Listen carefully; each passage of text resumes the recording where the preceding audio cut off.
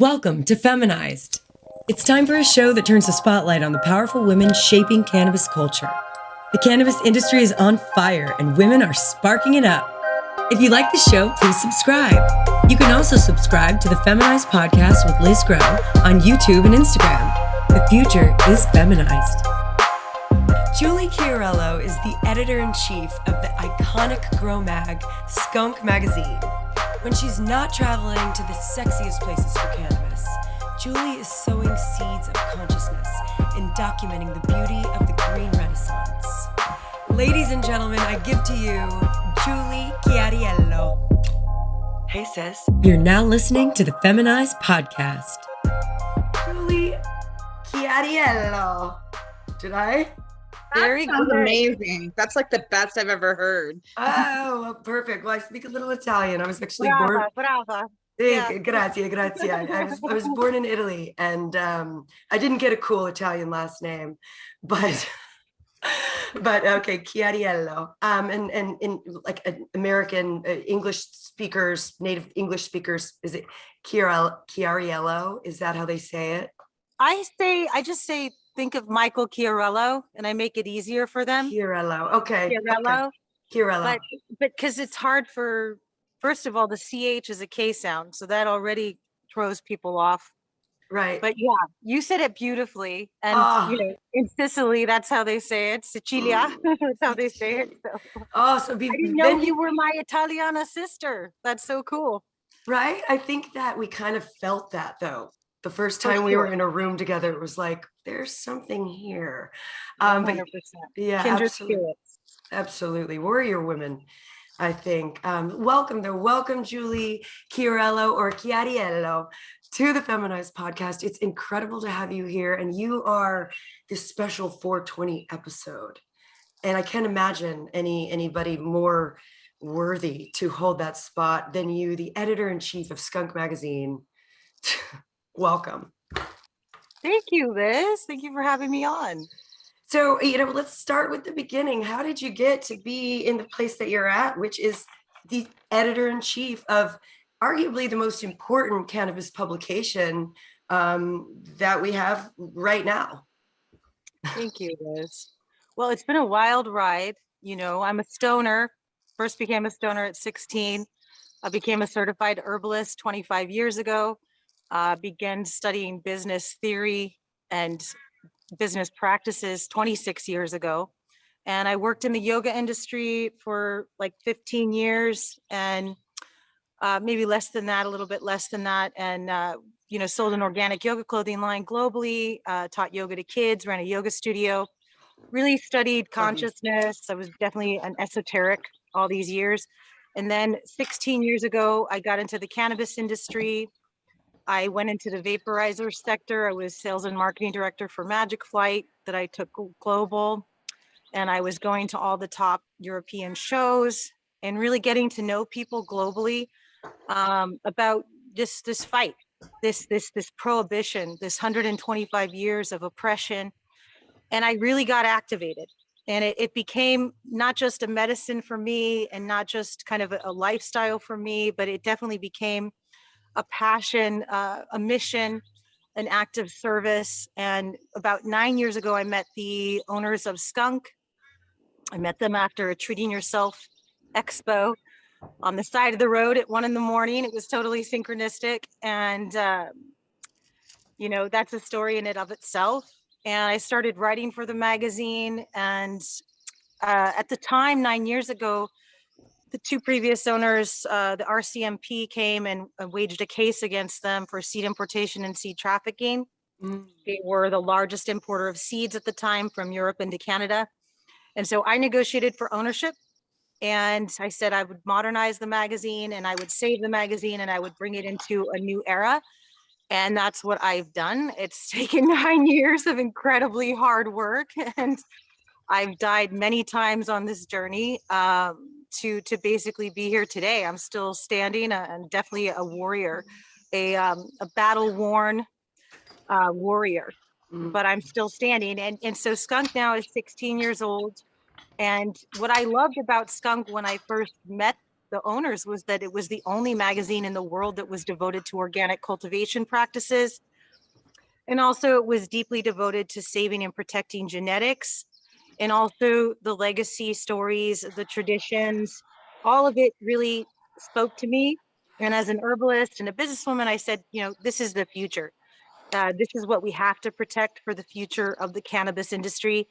And I coined the term green renaissance that 9 years ago, because I was so sick of hearing people talk about the green rush and how they were going to come in and make millions of dollars doing business as usual, not protecting the earth, not protecting our soils and waterways, not caring about their community, just caring about their egos and lining their pocketbooks. And it just disgusted me. So that was my whole mission. It really became, now it's just, I've given everything to it. It way transcends work. It's just, it's my mission, and I'm going to do as much as I can to help foster a more organic, eco-friendly, sustainable industry over the next 2 decades. That's my focus. Incredible. Such a noble focus. And as a cannabis consumer, I'm incredibly grateful for that, because the industry only gets bigger, and it's harder to separate the signal from the noise every day. And there are lots of buzzwords. And so I think for consumers, it's easy to get distracted, away from, what really matters and what's pulling us to this plant, which is that which Mother Nature gives us in its most complete form, right? But, we're manufacturing, we're twisting, we're, using nutrients that are very harmful for the earth, and we're not thinking about the earth. And so just the fact that you have taken on that cross and have made it your life's mission is, it's incredible. It's incredibly admirable and inspirational. Thank you. It's Mother Earth speaking to me herself and the plants. As an herbalist, what I always believed was that the earth is propagating consciousness with her plants.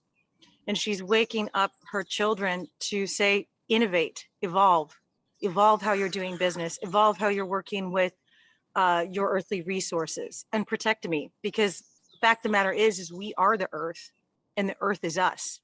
And Yes. this disconnection that has been perpetuated for 10,000 years under patriarchy, under the casting out of the sacred feminine. I was talking actually with Jake earlier this morning about this, that, mother's milk is filled with cannabinoids. Mm-hmm. And so I consider cannabis the mother plant. She is mother's milk to us. She is nourishing us. She is healing us. She is giving to us. But what are we doing for her? Are we protecting her? Are we helping her? Are we helping where she comes from, Mother Earth herself? And this is the sacred feminine, which it's not about gender. It's about the fact that we have masculine and feminine principles that rule our world. It's universal law. And those forces work together in union to create life. Mm-hmm. This is the core truth of our entire existence. And what I really want to share or help to seed consciousness into the global cannabis industry is that we are meant to get into alignment with this truth. Yes.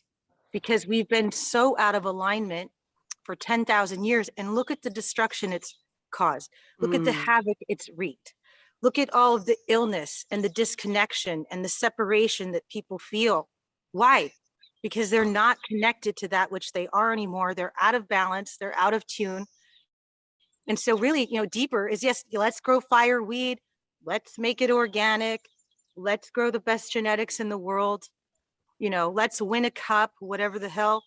But that's not what it's about. It's about us, I think, at the deepest level, coming back into alignment with that which we are, and really coming back into our full vibrancy and vitality as human beings. Because when we're in alignment, then we're more powerful. Absolutely.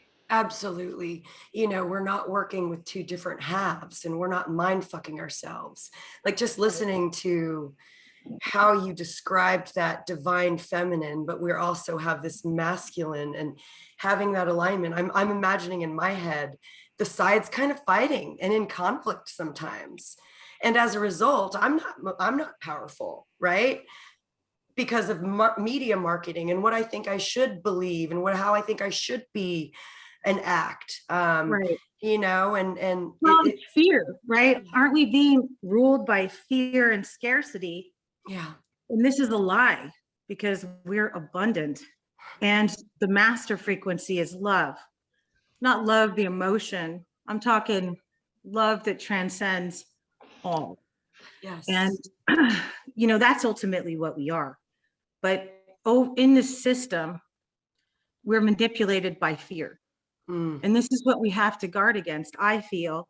And this is what wakes us up. I mean, when you smoke a really nice joint, or if you don't smoke, if you take an edible or a tincture or whatever, the point being is that it puts you into a state of ease. For most people, some people, cannabis isn't their medicine and it makes them anxious or whatever, and that's fine. But for most of us, it puts us in a state of ease. It puts us into homeostasis. And that, as an herbalist, cannabis is really a plant that helps to create homeostasis in the body. It helps us to get into a space of self-healing, because we are self-healing beings. And so it helps us to actually get into that more relaxed, trusting state of surrender and connection with that which we are, our source. And then therefore we're flowing. We're in the flow. We get, we talk to the right people. We're there at the right time. We're in the flow. So that's what I feel like, is so powerful, is that she actually helps us, many of us, to not move from a place of fear. I love that. And it's easy when we're podcasting and having conversations I want to say something right now, but I love sitting in this understanding, and it feels really, really great to be having this conversation with you. So podcast aside, edit it out if you will, Tanis. But I just really, this is a beautiful, beautiful thing. I can't help but think of my local community, and how they are suffering.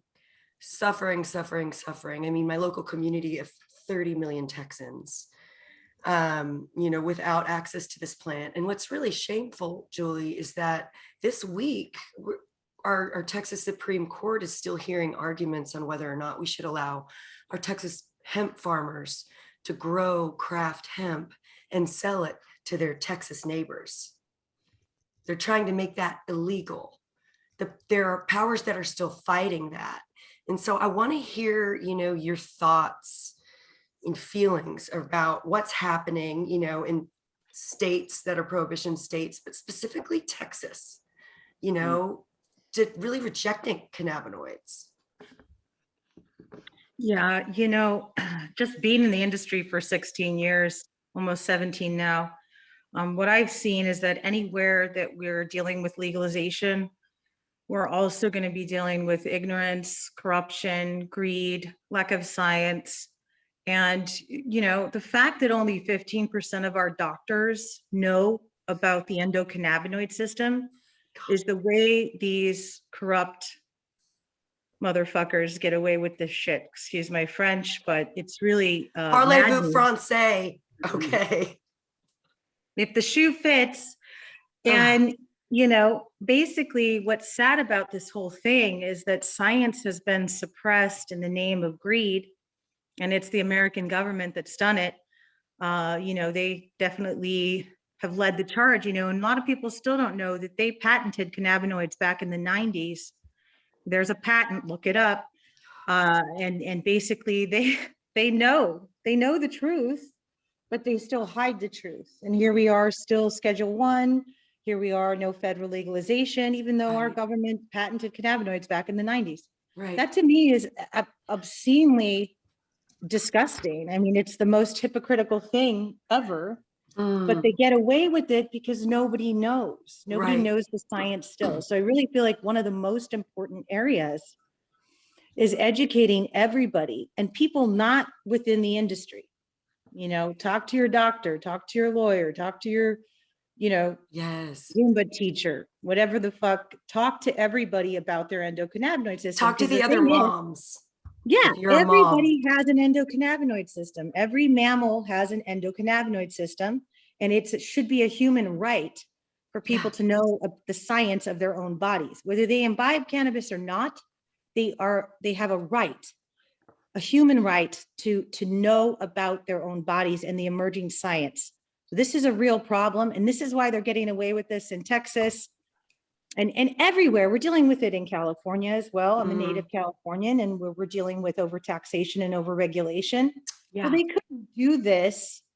They couldn't get away with this if the whole human populace knew the science. So this to me is the big thing, Liz. This is where I feel like our work is how can we keep on reaching out into the larger community and helping them grasp the science.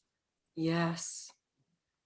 I love that. I'm just taking notes. Don't mind me. That's what it's about. Listening intently. So right. God, this is good. But to the larger community, that's what it is all about. And what's really great is we're going to pull that out and I'm going to package that, and we're going to social media the shit out of this education, and that's kind of our way of giving back to the plant and giving back to mother, if you will, doing our job and serving just as, hey, we're good at this. Hey, we can do this.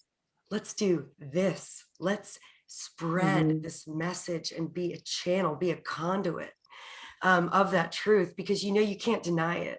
We're kind of shit stirrers, in Texas, because we live the way we live, and I'm always mugshot ready. And I, will never, ever stop talking until all of my brothers and sisters are out of prison for a plant. We like to lock people up in Texas. There's no question about that. But what I am saying is that I forgot what I was saying because I got so sorry off on this tangent of still locking people up in Texas for a plant. Can we talk to us about that, Julie? What are your feelings on the fact that this drug is still considered a drug, a Schedule I drug with no medicinal benefits, and we are still putting people in jail at a very alarming rate in many places? Oh, it's an aberration, it's an aberration. It's something, it's what all of us who've devoted so much of our lives to doing is stopping this aberration from happening. And the fact that the Chads and Brads, the white privileged, have been allowed to come in and make millions of dollars while our brown and Black counterparts are still rotting in jail for the most part. It's just ridiculous. I mean, we need massive clemency. We need massive wiping of records and things of that nature. It's just completely corrupt. And, it's part of what I'm doing at Skunk. Like when I officially took over, because for many years when I was at Skunk, I didn't really have the say to transform the content as I thought we needed to. Skunk for a long time was speaking to the 18 to 40-year-old white male, and that was our client. And listen, I have no problem against white males. In fact, I know so many wonderful white males who are awake and conscious and aware of their privilege, and they're fucking radical. That's what we want. Is we want awake, vibrant white men to say, you know what, it's my responsibility too. I can't just keep enjoying these privileges and not actually do my due diligence to help my other members of my human community. Because it's one human race. Right. Like Bob Marley saying, it's like, when are we as a global cannabis community going to actually live Bob Marley's words? What does it mean when we say one love, one planet, one heart? What does that mean? Right. That means that we can't breathe comfortably until everybody can breathe comfortably. So what I'm trying to do with the magazine is really show, not just pay lip service to these ideas, but through consistent education, through consistent representation. So in every issue since I officially took over, you'll see equal representation of men and women. Used to be like 90% men and 10% women in the magazine. Now it's 50-50 men and women. voices, educators, specialists, and then Black, Brown, Native, Asian, and LGBTQ voices always highlighted every single issue, not just as a one-off, not just as a theme, because that's what we see a lot of, is we see people paying lip service to this and check marking the boxes for their PC fucking marketing campaigns, but it doesn't mean shit, and it's not actually helping, and they're not actually doing the work. And so this is the quandary. So that's my commitment. That's the way that I'm trying to be of service to evolution and change and more diversity and more women. I mean, I'm in a minority here because I'm a first generation Cuban immigrant and I'm a woman. So I'm 3% of the industry. And the fact that I'm in ownership and leadership, I'm 3% of the industry. Wow. 81% of the industry is white, male run, owned, and led right now. Wow. 81%. Yet it's about all of us. It's about the entire human community. Everybody should be invited to the table of the cannabis movement and industry. Right. I agree. I absolutely unequivocally agree. What would you say though to those people, those Brads and Chats who say, hey, motherfucker, we're building it. We're putting money behind it. What would you say to them? Well, the road is littered with Chads and Brad's dead bodies. What they've shown us in the last 5 years is that the green rush is bullshit. And if you think you're going to walk in with millions of dollars and succeed, you're wrong. You're going to get your ass handed to you. And that's what they've been shown time and time again. Yeah. Because they come in, they pay themselves these big, salaries and, shit on everybody except themselves, like MedMen, good example. And then they expect that they're going to be the kings of the world. They're the, and it's just a complete farce. It's a complete satire. So I just kind of sit back and keep doing the right work, the meaningful work, the work of substance. And they just killed themselves off. They hung themselves on their own Chad and Brad rope. But the thing is that hopefully they wake up. When we get pushed to the 0 point, what do? Hopefully we learn a lesson. Yes. And so we want big money to become conscious. When I speak about the green renaissance, I'm talking about a renaissance in business, which, we see this not just happening in the cannabis industry, we see it all over the place, of this privilege and this kind of egotistical, I win at any cost, no matter the earth, no matter the people, no matter the third world nation, I win. And that kind of thinking is disgusting. And our society has celebrated it.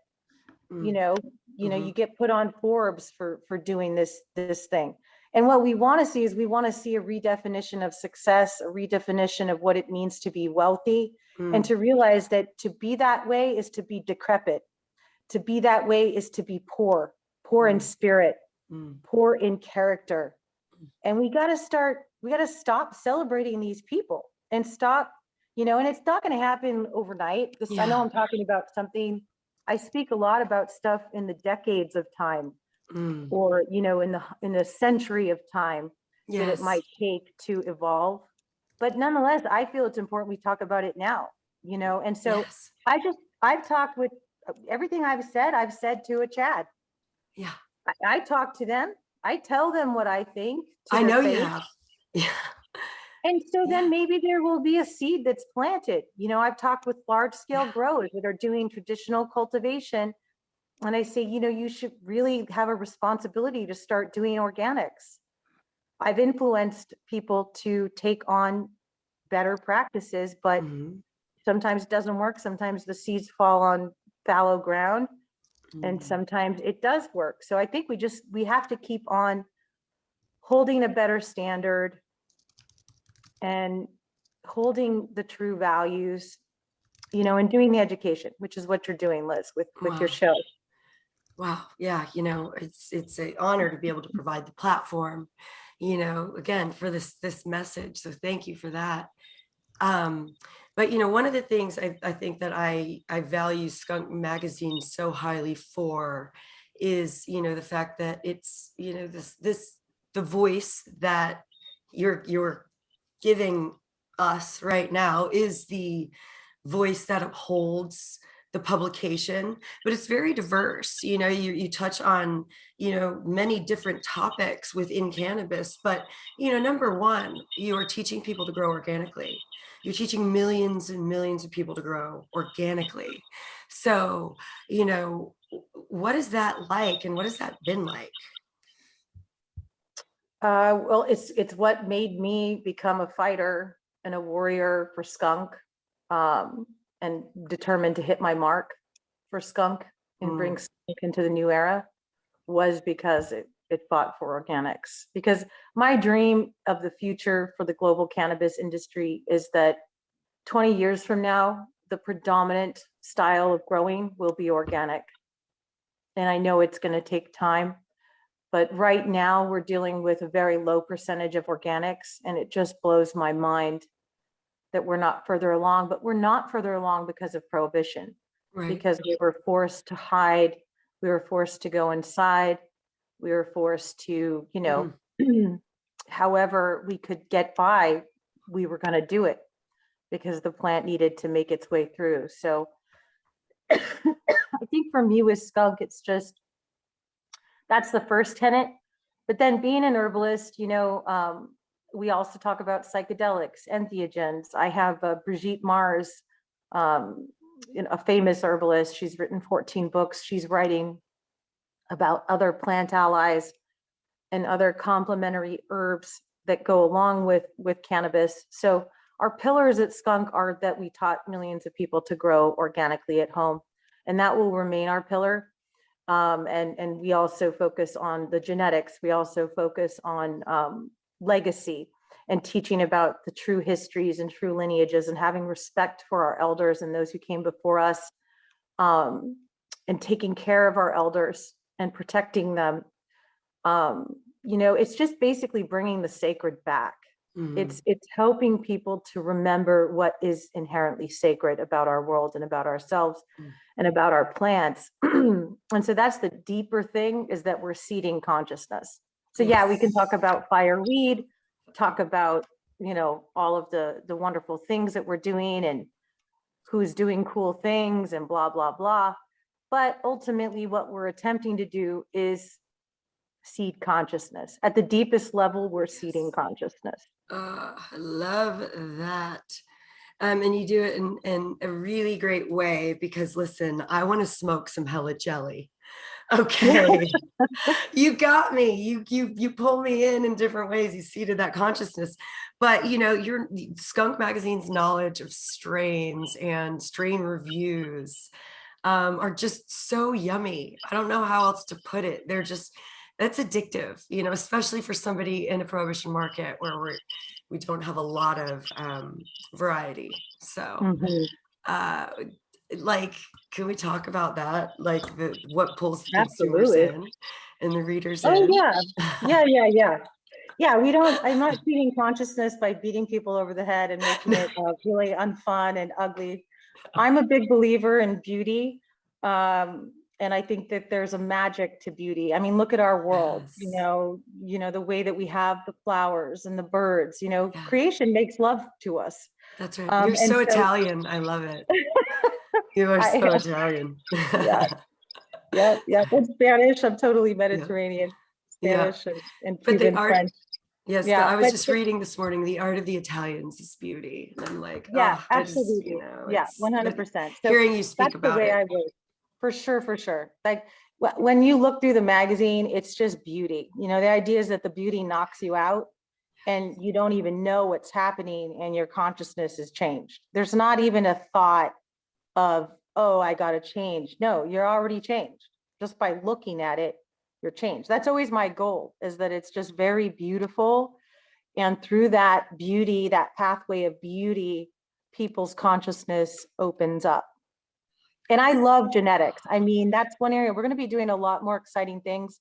We have the Skunk Brigade Global Membership Club that we're going to be doing all kinds of exciting things with. We're doing NFTs. We bought real estate in the metaverse.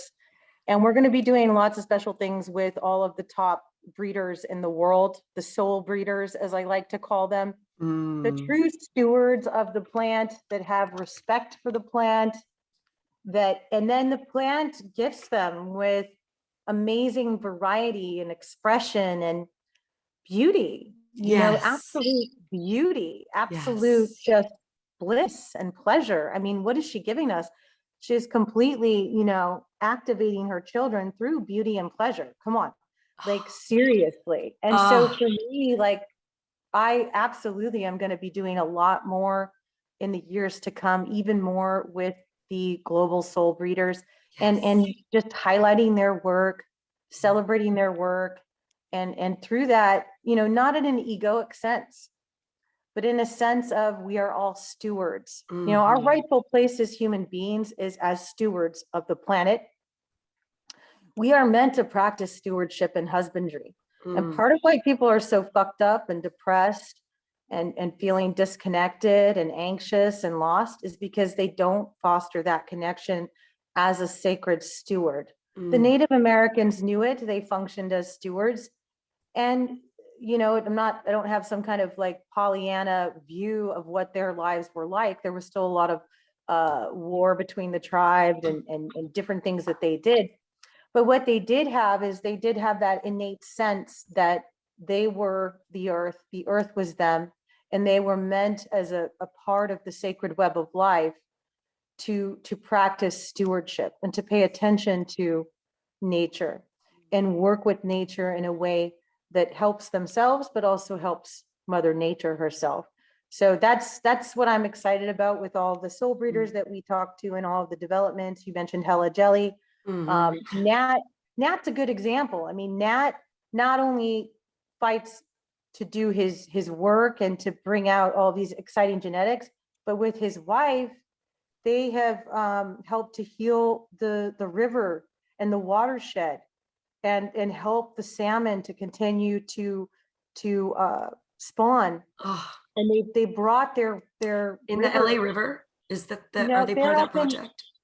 They're up in Humboldt. Oh, Humboldt. So that whole river system. Yes, I've done a lot of work there, and that's a good example of stewardship for me, is that Nat just doesn't care about himself and his business and, how cool he is and how many cups he's won.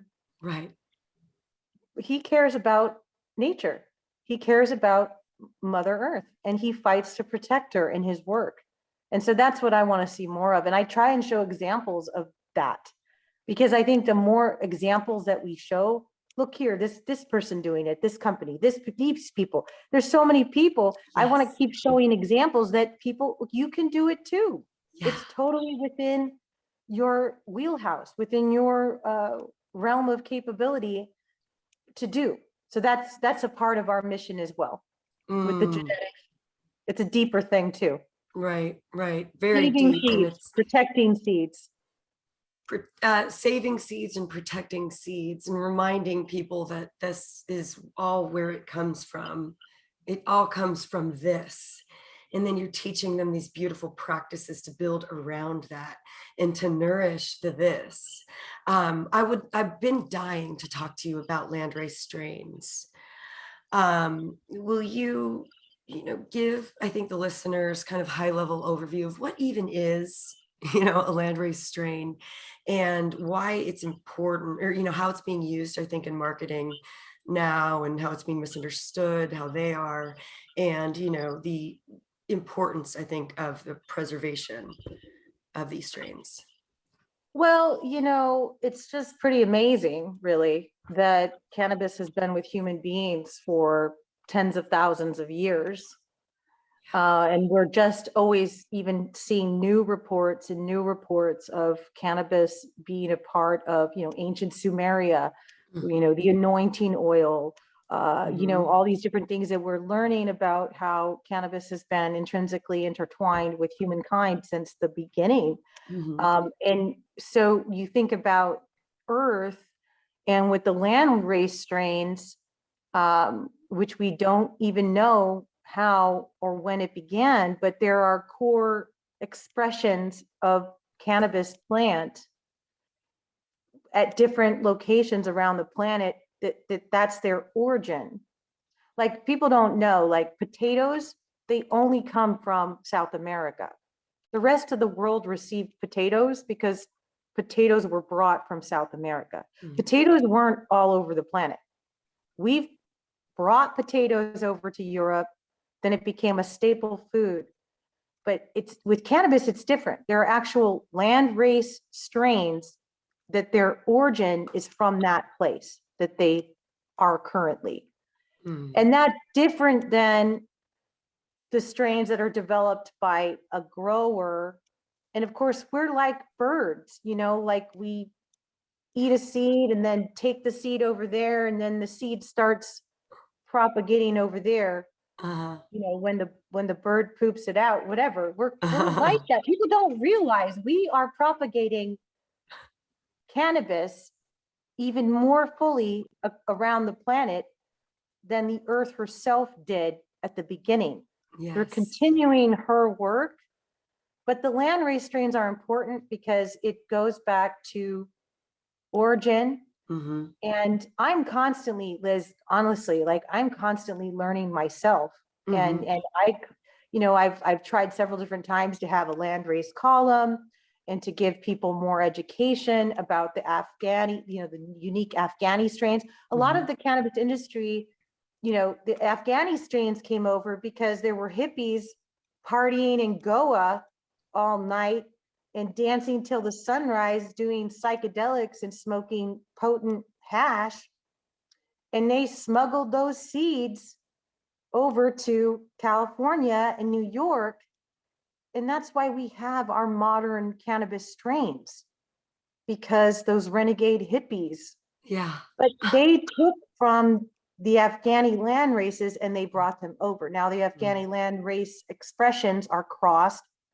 And so they're a part of these newer strains. And we want people to get activated with this knowledge, and then there was, cannabis land race in North America itself. So there's just so much, that people need to understand. A lot of people think that marijuana, the word is bad, marijuana, but for centuries, Mexicanos have had cannabis and made cannabis medicines. The abuelas would make their liniments and they would put, and if you look at Emiliano Zapata and the Zapatistas, they were cannabis users. La Cucaracha, that song, they speak about marijuana que fumar. So, but marijuana became bad when Anslinger took it on 125 years ago. I hope he's burning in the eternal pits of hell. And he is. Made it racist and tried to, basically put this racial slur on, especially the jazz, the Latino and Filipino and Black jazz and swing community back then.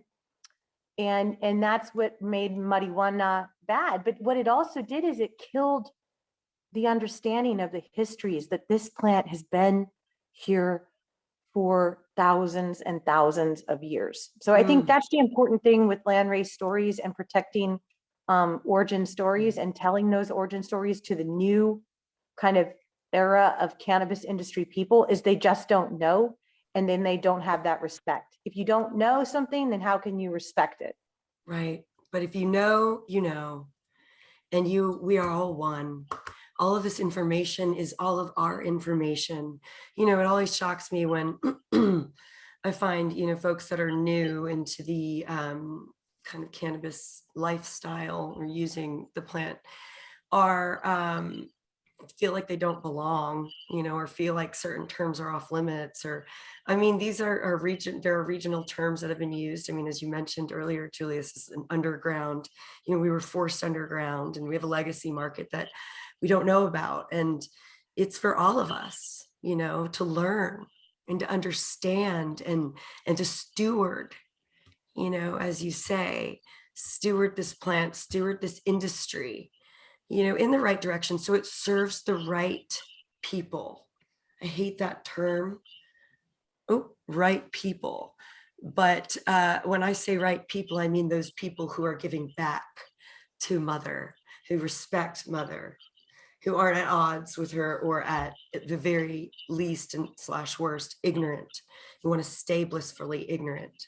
We're in 2022. You can't do that anymore. You just can't. It's like, pick a damn side, because there is a right or wrong. So I ask my guests the same 3 questions every episode, and I'm dying to know your answers, Julie. Okay, so it's not necessarily quick fire, but first question. Tell me who is in your dream smoke circle, dead or alive, 3 people. Oh, shit. Well, Bob Marley, of course. I love him. And we're actually doing something special for the summer issue, which I won't say, but it's definitely involving his legacy. That would be incredible. And Gertrude Stein and Alice B. Toklas, my whole idea of the Renaissance came from them back way when they were in the French salons and holding these consciousness talks. I feel like they actually inspired the Beats. So my theory is the Renaissance of new consciousness, new thought began in the French salons with Hemingway and all those incredible writers that were writing in new style. And then you had like Picasso and the Surrealist and Dadaism. And there was kind of an evolution with women and women, and Alice B. Toklas wrote that book on hashish brownies, which I think is like, okay, that was 125. How fucking ballsy to put out a book on hashish brownies way back when. So I would love, it would be amazing to be in the French salon smoking a hash joint with those ladies. With Bob Marley. That's my 3. Serenading. I love that. God, what a beautiful dream. Okay, so second question is, tell me about another woman who's inspiring you right now in cannabis.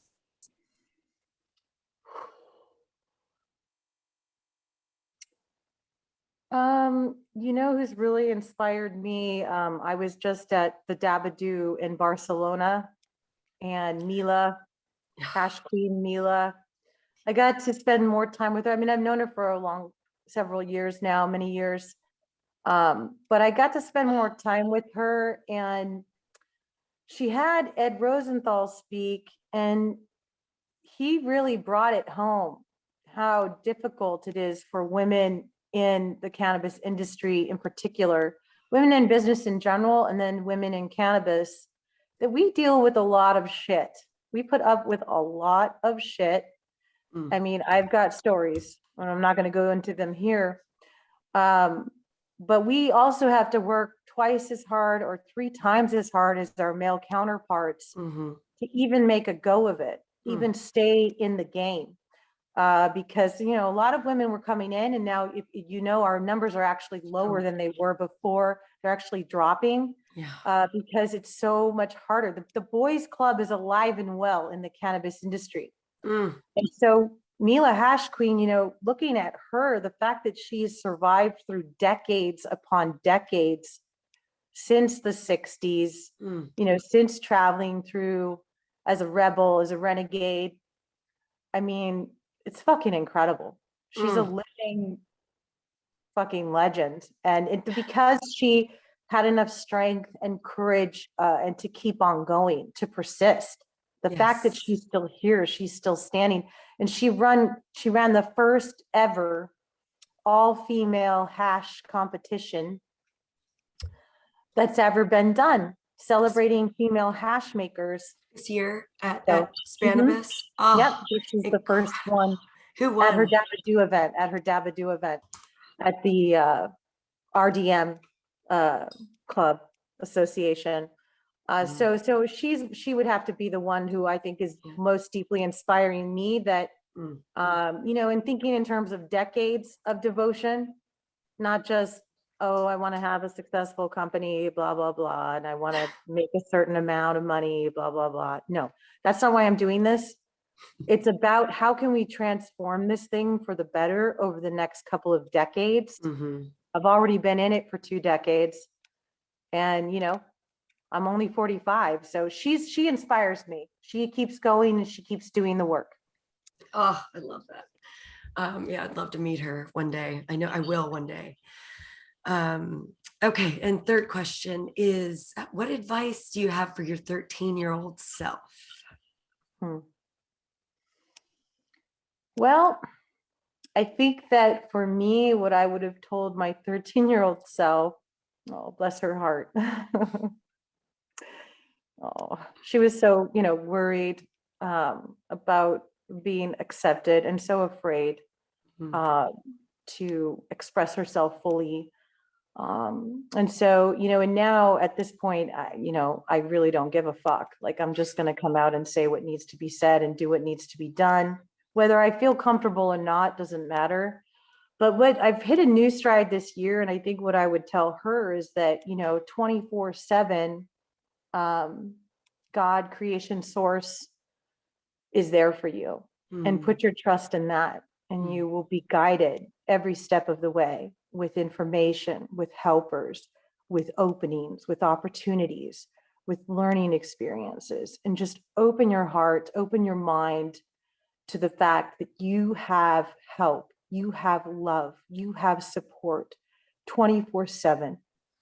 If you're willing to ask, you will receive. And it's a magical thing. And I'm living that life that way right now. It's a 24/7 conversation with God, non-denominational, non-religious. I'm talking about that inner conversation that is available to each of us, that we each can have that sense of surrender, that sense of trust, that sense of dynamic, unconditional love radiating towards our hearts and our souls every moment of the day. If we allow ourselves, if we open ourselves up to it, we will receive it. And I would have told her that, because that's the secret sauce. And but you can't, I had to go through all that. Yeah. We have to get our hearts broken millions of times, I think, to learn these lessons. Absolutely. The shadow and the light work together. You do. In union, to bring us into wholeness. And so, but bless her heart. That's a lovely question to ask. We're just so hard on our little selves. And that was such a horrible time. Like 8th grade, 9th grade. We're so hard. Yeah, the most ambitious, influential women, were the ones that really want to hug their 13-year-old selves the hardest. When I asked that question, and I sense that, and in a way, I asked that question because it's, I think of it every time I ask it, about Liz and what I would have given. And I think a lot about decades and centuries too. Just another reason why we're besties. And just wanting people to be more tender. Like, I'm literally, this is what you just asked me. I was actually going to do a little video about it this week, because I do my little conscious videos and talking about consciousness, which is close to my heart. Which some people don't really understand, but the reason that I do it is because this is what the plant, this is what she's calling me to do, is speak about these things.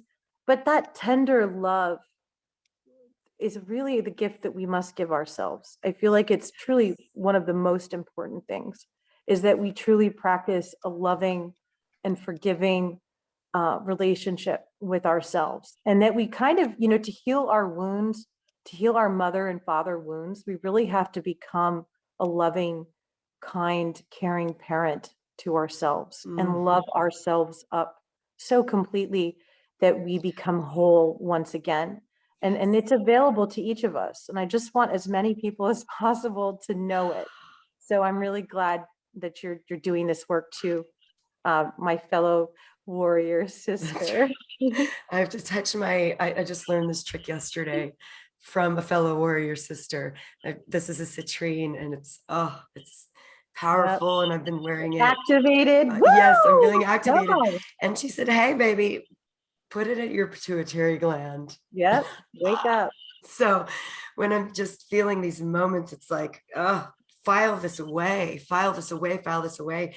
Because, you know, we mentioned it took a lot of heartbreak. It takes the dark and the light, you know, and then all of this wisdom kind of pours through. I think it does take a lot of heartbreak. You got to shatter it to let a lot in, to let this wisdom in and this vulnerability in, you know, and that's really where the magic is. And I think that's what I'm grateful for. So Julie, where can everyone find you? You can find us at skunkmagazine.com. That's our IG and our Facebook as well, Skunk Magazine.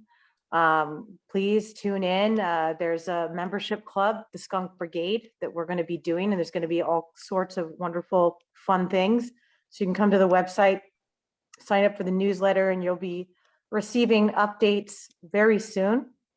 And we're doing all sorts of wonderful things, massive expansion. So, you know, check in with us, dive in if any of this spoke to you, and come find us. Absolutely. And we're going to be doing even more in 2022. Hell yeah. I'm so excited. I'm already signed up for the newsletter. So I will be a skunk brigader, of course. But how can people find you specifically? Julie Chiariello. So just my name. And I'm sure you're going to have my name on we will. Yep. The video. So, cause it's 10 letters and a lot of vowels in there. So beautiful. But yeah, you can find me, and I'm very approachable and very reachable. You know, and if you have a story that you feel is important and of merit, that fits with our ethos, you know, don't hesitate to reach out to us. And we have a wonderful team, also that's at the ready, to respond and be responsive. So hit us up, talk to us, reach out. We're in it all together. It's one human race. So let's work together to make an even better global cannabis industry. If you'd like more, subscribe to the Feminized Podcast on YouTube. Follow at Feminized with Liz Grow on Instagram.